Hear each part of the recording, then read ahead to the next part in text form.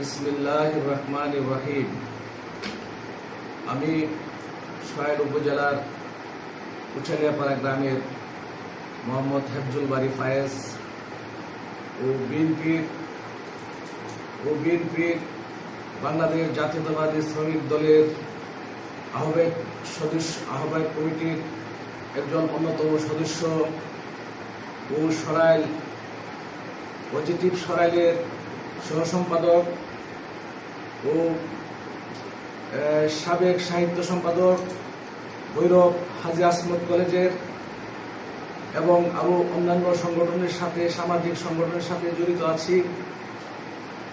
আমি আজ এখানে দুইটি কথা না বললেই নয়।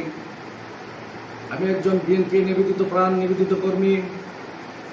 আমি চাই বাংলাদেশের তারুণ্যের অহংকার প্রধানমন্ত্রী তারেক রহমান, উনি আমাদের প্রধানমন্ত্রী।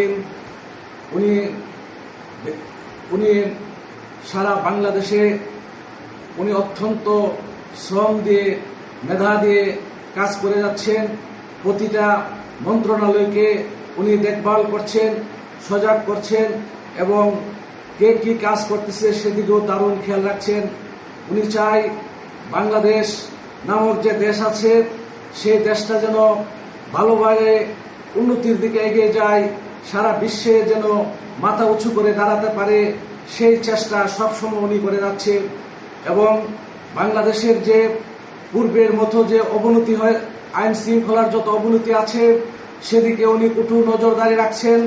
উনি কঠোর পরিশ্রম করছেন যাতে করে বাংলাদেশের আইন শৃঙ্খলা পরিস্থিতি অনেক উন্নতির দিকে এগিয়ে যায় এবং সারা বাংলাদেশের মেহনতি জনতা, মেহনতি কৃষক, শ্রমিক সবাই যেন সুস্থ শান্তিতে বসবাস করতে পারে বাংলাদেশে, সেই চেষ্টা উনি বারবার করে যাচ্ছে।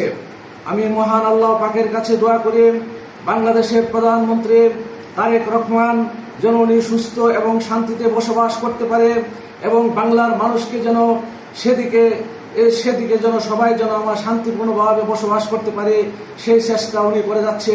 সেই জন্য মহান আল্লাহর কাছে ওনার জন্য দোয়া প্রার্থনা করি। এবং আরো বলতে চাই, সামনে আমাদের ঈদুল আজহা, সেই ঈদুল আজহা যেন আমরা শান্তিপূর্ণভাবে বাংলার মুসলমান নরনারী ও অন্যান্য ধর্মের যারা আছে সবাই যেন সুষ্ঠু সুন্দর পরিবেশে আমরা ঈদ উদযাপন করতে পারি, সেই দোয়া আল্লাহ পাকের কাছে আমি করি। এবং আরো প্রার্থনা করি যেন আমরা যেন যারা বাংলাদেশে আছি তারা যেন আর সামনে যেন আমাদের কোনো অঘটন কোনো কিছু না ঘটে, সেদিকেও আমাদের সকলের খেয়াল রাখতে হবে।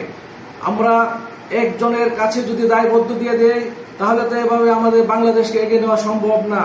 আমরা প্রতিটি জনতা, প্রতিটি পাবলিক, প্রতিটি মানুষের সদিচ্ছা থাকতে হবে যাতে করে বাংলার মানুষ সুখে শান্তিতে বসবাস করতে পারে। যাক, আমি আমার সংক্ষিপ্ত বক্তব্যে সকল দেশবাসী এবং সবাইকে পবিত্র ঈদুল আজহার শুভেচ্ছা ও ঈদের অভিনন্দন জানিয়ে আমি বিদায় নিচ্ছি। অবশেষে সুনি বাংলা টিভির সকলকে আমি আমার আন্তরিক ধন্যবাদ অভিনন্দন জানিয়ে বিদায় নিচ্ছি।